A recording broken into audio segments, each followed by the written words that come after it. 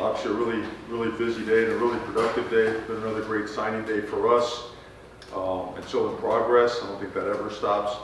But at least for the early part, again, we have an opportunity that for the third in a row sign top class in the conference. But first, before we get into that, I'd like to thank all the people that were involved in making that a reality. The staff itself, but besides the football staff, everyone in creative, compliance, strength and conditioning, recruiting, development, academics, the trainers, so many people on campus, catering. I mean, the amount of effort and time that goes into preparing everything from unofficial to official visits is really, it takes a lot of time and effort, and really grateful to have awesome people that really just bust their tails to make sure that we provide a first-class experience when people come to campus here. But again, that being said, obviously a busy time. So much talk about the class, but I'll leave that for questions to answer. And again, it's kind of continuing to grow and grow, and will continue to grow through the second signing period, and of course, through the portal period strategically. So that being said, questions please. All right, I know we're here to talk about the class in the future, but I have to ask you about last night. And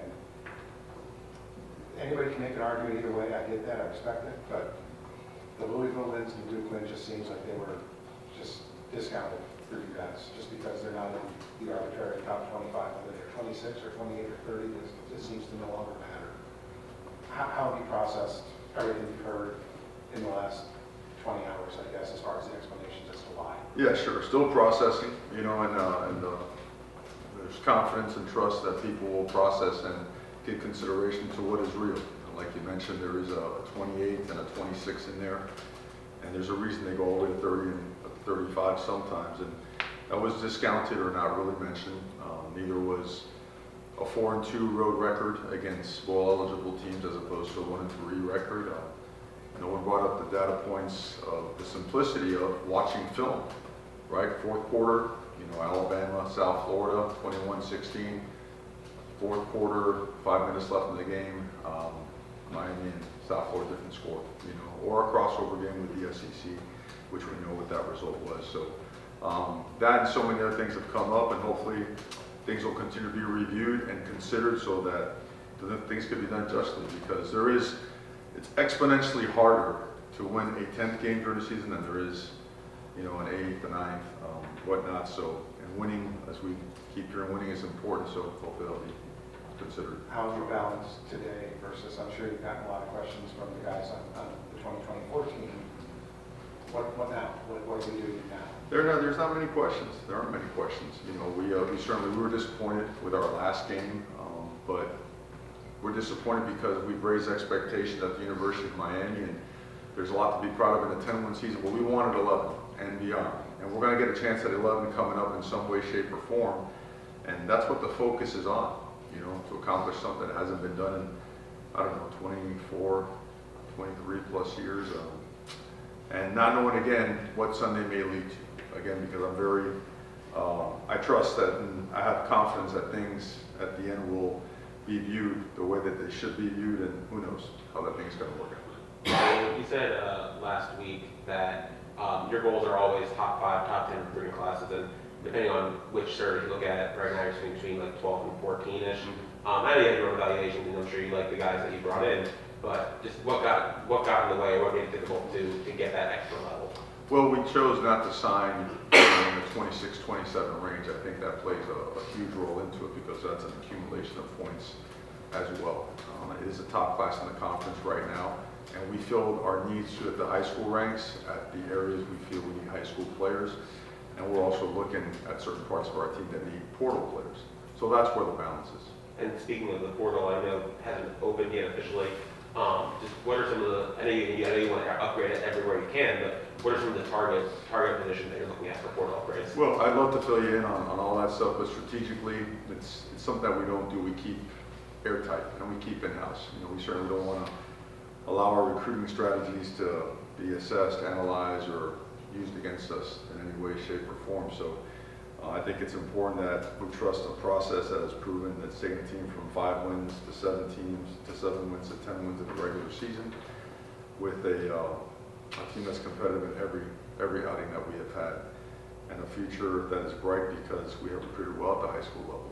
You know, we're not a team that was strictly portal driven. We have really good high school players at every position that are developing and are doing well.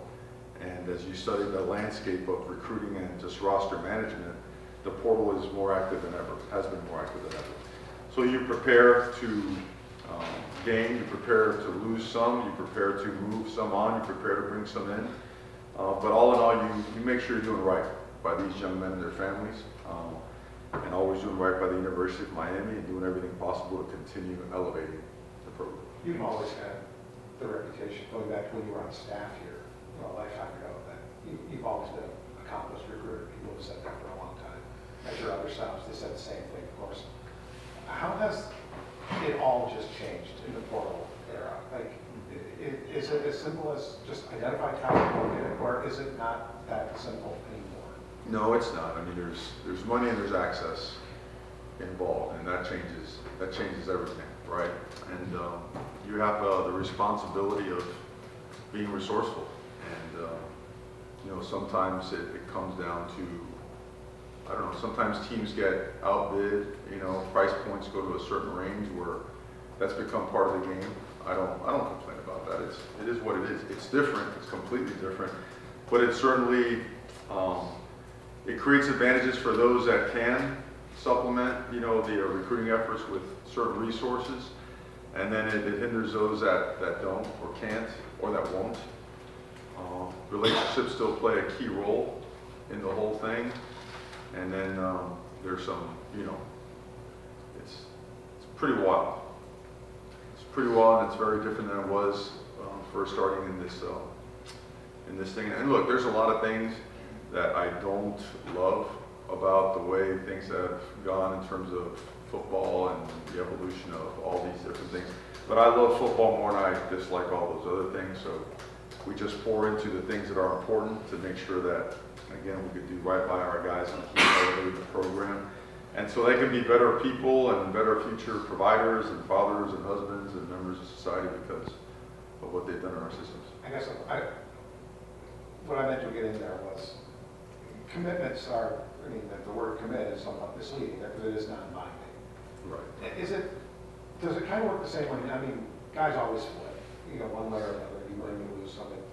It's happened forever and it's going to keep happening. Do you find that it's a higher percentage of those commitments not really being solid in the NIL era? Well, I know that when we got here 3 years ago, if I have this right, you guys might have this information. I believe there was a 5 to 6, 7 year span where there was, I think, 70 decommitments, that's a pretty high number. So we felt that one thing we had to do was, hey, we have to have minimum a 90% hit rate. I mean that if we're going to lock into a guy, they're going to lock in. That's what we're going to do. Now, locking in means the guy has to play to a certain level as the season goes on, do the right things on and off the field, and sometimes we have to move on. And sometimes you get a surprise call, and you usually sense it when something's going on. So you try to keep, obviously, the ones that you want. It's a marathon. You go, and you keep those to the bare minimum you possibly can. Hopefully 0. If you have attrition of 1 or 2, you're probably in the upper tier in terms of retention of your commitments. Speaking of guys who've been locked in, Luke Nickel being the longest running commit in the class, not really never waver or anything like that. What do you look at him as a player, and what do you like about him having been like a kind of a leader in the class, I guess? Well, I'd like to say a couple things about him. Offensive Player of the Year in Georgia, right? Goes to Elite 11 with a sprained ankle, absolutely lights it up. State champion, competing for another state title now.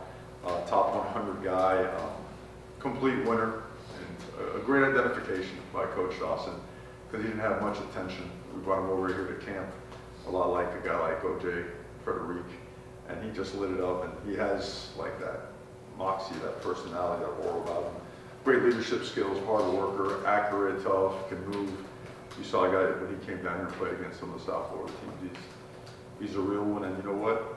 When your quarterback hangs in there like that, it does a lot for the rest of the class. I wanted to ask you about SJ as well. I do know a little bit more about offensive line than most people, obviously. What is his 2025 potential, do you think, as he comes in? He's one of the best players I've seen in high school. And by that I mean explosive, like powerful, nasty.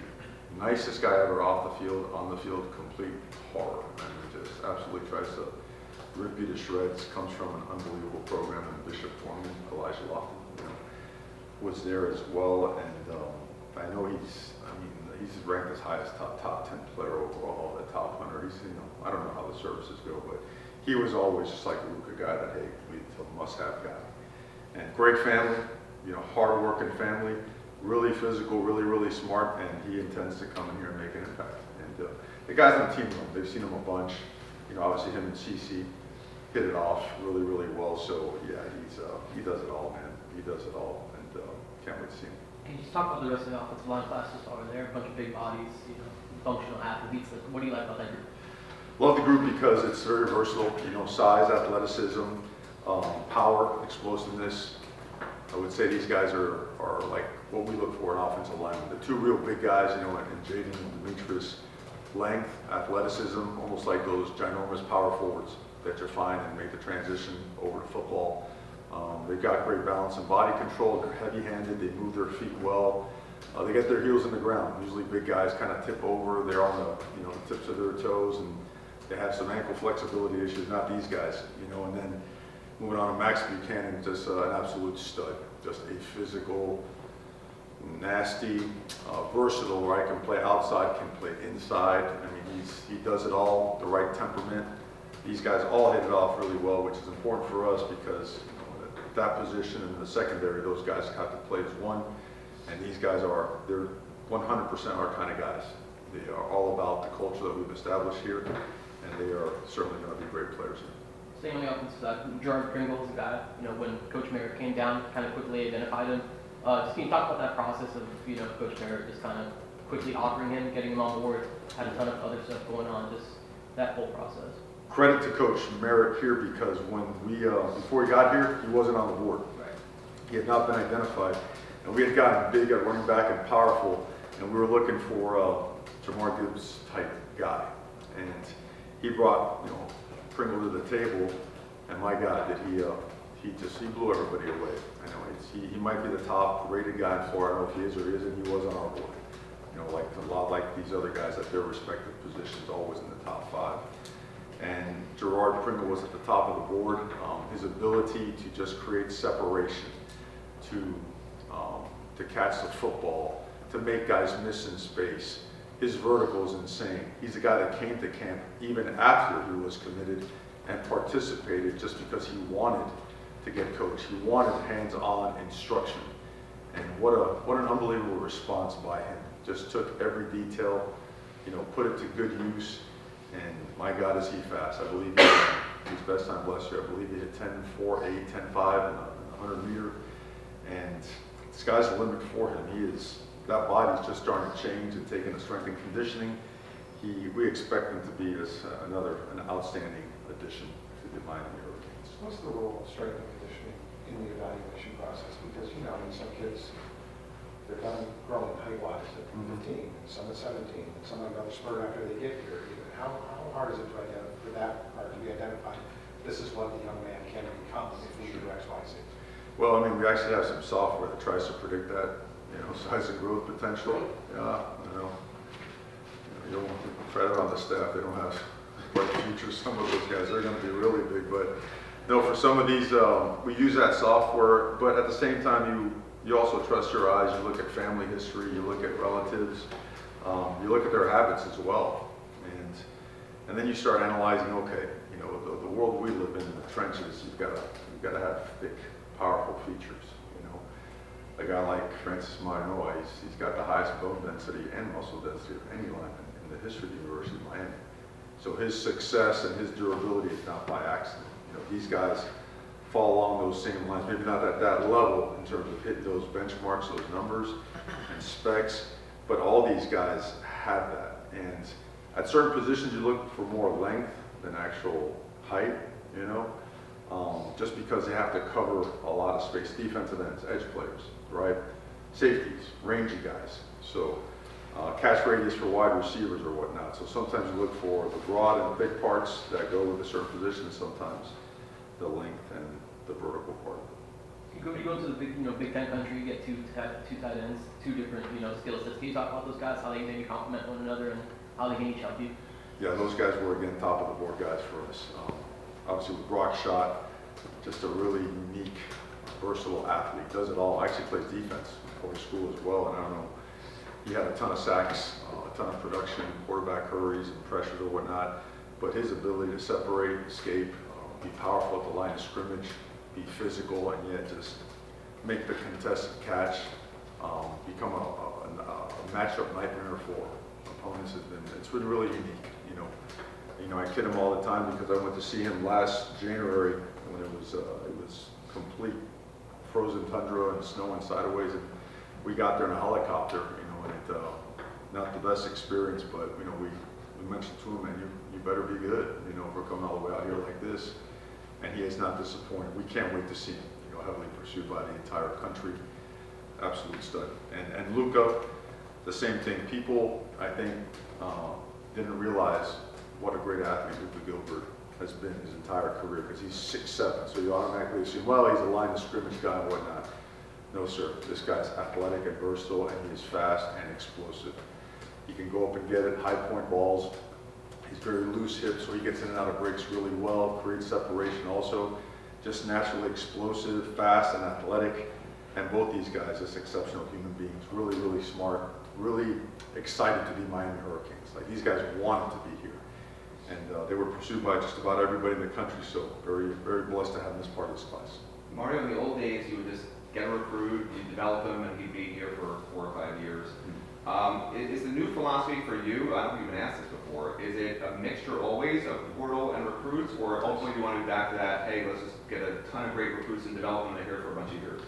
You'd like to say it's set in stone this way, but I don't think it's ever going to be that way again, because you just don't know, God forbid there's a slew of injuries, or, like you say, a bunch of departures, You'd love for the old way to still be the, something that really truly exists at a higher level now, because that word development it's a beautiful word, but nowadays it's treated as almost a nasty word, because development takes time.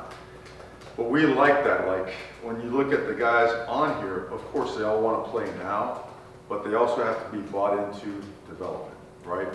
Because when we arrived here, there was plenty of room to go and play right away. We had to fill a ton of holes. Every year you got to fill holes, but as your roster gets better and better, you have to be more bought into development, knowing, there's other good players there too, and competition is a good thing. I want to be part of that. Our players have really, they've been very open in their recruiting processes. They were told the truth. Now these guys are being told the truth. Therefore, there's a relationship there. So recruiting is more of a welcome thing than a threat. It's not something that all of a sudden is going to be a surprise or something that's going to be frowned upon. So I think it's critically important, like you mentioned, and I think when you recruit at the high school level, you've got to be very clear as to what that process is going to be like, what those steps are going to be like, because if you really want the best out of a player, they have to buy into development. Look what Elijah Arroyo is right now, right? I heard when he arrived he was about 210 pounds or something of that nature. Well, look at him now. So I think those things are just one example of that. Yeah, it's kind of crazy to think that some of these kids are a few days away from arriving. They're just kind of wild on that front. What kind of an edge does that give? I mean, not every kid is in a position where I guess some kids just can't come in January. But what sort of an edge does that give? Just in terms of that development and identifying the fine details of this is what's going to make or break you in 25 to 26 months. How important is it to just get them here and get them done? Yeah, it's critically important, especially ones that need maybe more repetitions, or maybe if their high school program doesn't reflect the principles of the college regimen, they need it in a big time way. But I mean, all these guys come from great high schools and have had great mentors and teachers, and quite frankly, I believe there's going to be 19, maybe more guys, not counting some of the additions we may have in the next couple of days, that will be here in January. That's the norm now, That is, before it was like, man, we got 3 guys coming in January. Now the norm is you want to get 20 plus guys in there, and if you can, get all 30, 35 players in, right? Because that allows your players to really start to. Now when you refer all the work you've done since January, you're talking to the entire team, not just the guys that were here and the other half that got here later. So it is, we push for it, and especially academically, because if you can get your diploma in 3 years flat, you've got some great options, once you complete that process. Kellen Wiley being the most recent guy to join the class earlier today, what did you like about him, and what was the, I guess, recruiting process, what he tells about that going that went down to today? Well, when they played here in late August, early September, they were playing a game down here against a local high school. Our phones were getting blown up. Everybody's like, you've got to see this guy, complete monster. He's knocking people out left and right. And the film didn't disappoint. And he was like meteor, right? I mean, he just shot to the top of the boards all over the country and became a really highly ranked guy. But we established a relationship at the beginning of the relationship there. And certainly having Gerard Pringle at the same school helped a bunch. Those guys are really tight. They want to be roommates, they said. You probably don't realize how messy they both are, but for now they want to be roommates, and they respect each other as great players.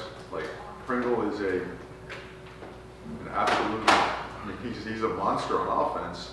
Those guys got to face each other every single day for the last few years, and that type of relationship, to be able to do that, I was able to do that in college with a couple of high school teammates.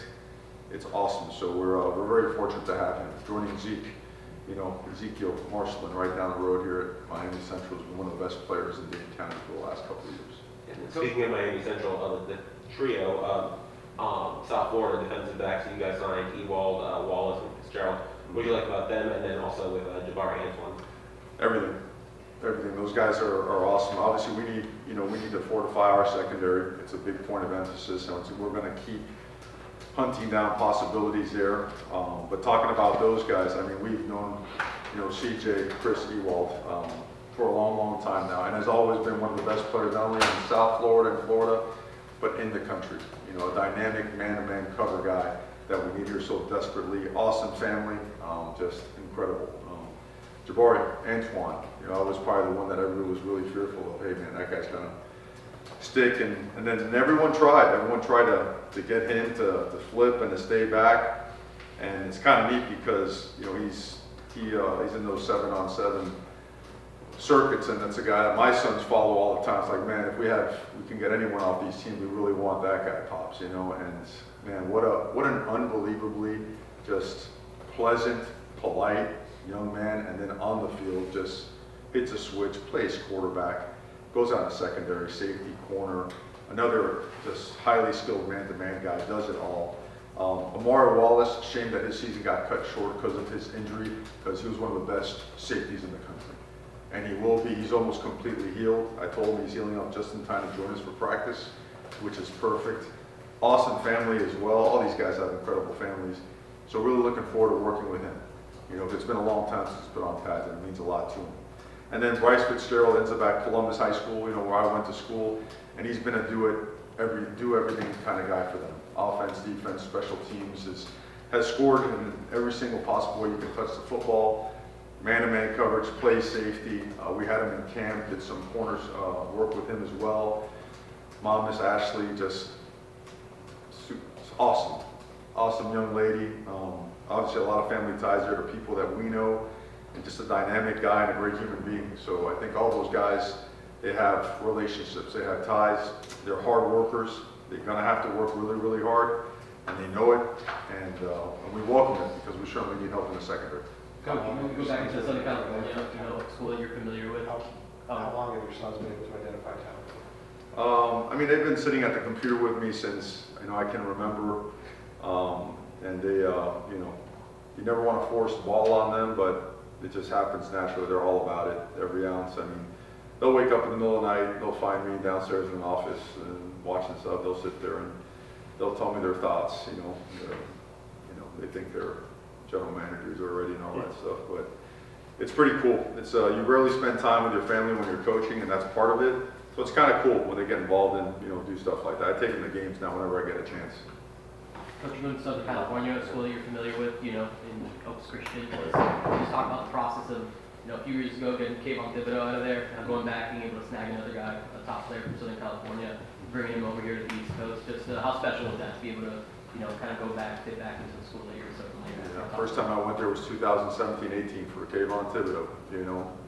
Coach Collins, Coach Collins is like the wide receiver guru teacher out there, besides being the head coach, at Oaks. And first time out there, you could tell that program was just run the right way. Great athletes, but discipline, toughness, great players. And so, yeah, as it be, all these years later to go back there and recruit a dynamic, just elite player like Hayden Lowe, who you've seen him, I think you've seen him in person, 6'4 plus, 245, 250 pounds, young, so he's still growing, incredible family, hardworking, and I told him from the beginning, I'm not going to make any comparisons to Kayvon Thibodeau. You're being recruited independently of any association with that, but man, you can't help but look at that film and think of all the great players that have played that position, because he is that type of player. He is elite in so many different ways, with speed, power, his ability to bend, come off the edge, go speed to power, turn that into spin moves, counter moves. He's off the charts, and it's kind of neat. He's complimented on the other side by we call him third, Herbert Scroggins, the third, who just broke the sack state record in Georgia. Another just high motor, explosive, twitch, powerful edge player that is made of the right stuff. Awesome family. All these guys come from incredible families, man, but they have high motors and they love football. They want to get the University of Miami. They have a love for the University of Miami. They are going to be, they're going to be great for the coaches to have a chance to work with. I think we've spoken about wide receivers yet. Please talk about Josh Moore and Dalen Upshaw and what those guys bring to the table. Yeah, Josh, as we know it, that he's been a target for a long time. So it was important that we found a way to get him to flip on over to us. And we had seen him play. I had seen him play before on film, but when he came over here in 23, and he was out there playing in that 7-on-7, it was, you always think of Megatron, right? When you see a ginormous receiver with speed, and that type of ability to just go over the top of people, just ginormous catch radius. But he was just taking over the tournament, and when he had committed somewhere else, it was like, man, we've got to go and get that. That's the one. That's the big outside receiver that we got to go find, that we got to go get. And as so be it, he ended up having an incredible season both on offense and on defense. Jumps back there at safety, pick sixes, doing it. He does everything for his team. There's nothing that he wouldn't do for his team. And another guy, again, these parents, I know I mention them all the time, but we spend a lot of time around them and all their families. And his family, his parents, incredible people. They've raised an awesome young man. Awesome to have him here. Dalen Upshaw, going deep into that state, that's hard, it's difficult. But he popped right away. There weren't many guys playing inside and outside that were guys that popped, guys that can fit what we need to do. Coach Dawson's offense, if you studied over the years, that position has to be very versatile. Xavier Restrepo just proved that, right? Tank, I forget what Tank does. Tank Dell at Houston proved that as well, and Dalen possesses all those qualities and more. And a guy that, again, comes from a state champion, trying to repeat as a state champion as well. Great family, tremendous upside, speed, explosiveness, same thing. We need speed, we need guys that can stretch the field, but that have enough wiggle to make things happen as well. Coach, we did run the press conference, we did talk about our third wide receiver signing. Awesome, another great one. Malachi Tony, joins the class and who's reclassified to join the class. And I don't think people have appreciated his ability until they've seen him the last couple of weeks when the quarterback went down at Heritage and he stepped in there at quarterback and did it all. Did everything you can ask a quarterback to do, let alone a receiver that jumped over at quarterback and took over. Wiggle, speed, power, explosiveness, all the qualities look in a wide receiver. Super competitive to make the contested catch. Awesome family, awesome mom, local guy. You want to keep your best local players home. He reclassified, so he's a little bit young, but not really, right? Because when you play football down here in South Florida, you grew up really fast, so awesome to have him on board and to be able to announce him as part of the class. Great. Outside of, That's the last question. outside of family, And Dante, don't forget Dante Simpson and you know, Mike and Newt, man. There's all these guys deserve, you know, some kind of love because I mean, we love them. These are hand-picked, hand-selected guys. I'm sorry to cut you off there. I want to make sure we got everybody on there. I think we did. If not, I'm sure I'll get a phone call later, but I think we got everybody. But both Mike and Newton, tremendous upside. You got to watch this film. Please do that. High energy, explosive interior guy, really good speed of power guy as well. Great bull rush, flat back. Dante Simpson, he was a find. He was committed to, I believe it was Maryland. We're like, whoa, what a big guy, locally committed to another school. Brought him to camp and said, you know what, we need to do a better job. And got on him right away. And luckily for us, you know, he likes Miami and he flipped to us. But again, just really, we're thrilled about these guys. You know, it's a smaller class, and we're okay with that. Those are the ones that we felt were the right ones for us. Got on most of the ones we wanted, missed on a couple, had an addition late, lost a couple guys the last day, but overall, really good signing day for us. outside of family, stuff that matters, like stuff that really matters in life. Does anything get you going more than recruiting? Because I haven't seen you like this in a long time, talking about the next opponent. Well, I mean, it's you know, the University of Miami. It's everything, man. You know, I don't know. I mean, there's really not much. Else to say. This has been a life's journey that's just beginning. Love the progress. You know, and a lot of things. You know, fired up, disappointed, pissed off, ready to go again, ready for the next one. It just doesn't stop, and it, you know. Don't talk much about that. It just ain't gonna stop. I mean, that's why I came back. We got work to do, and we're excited to do it, brother.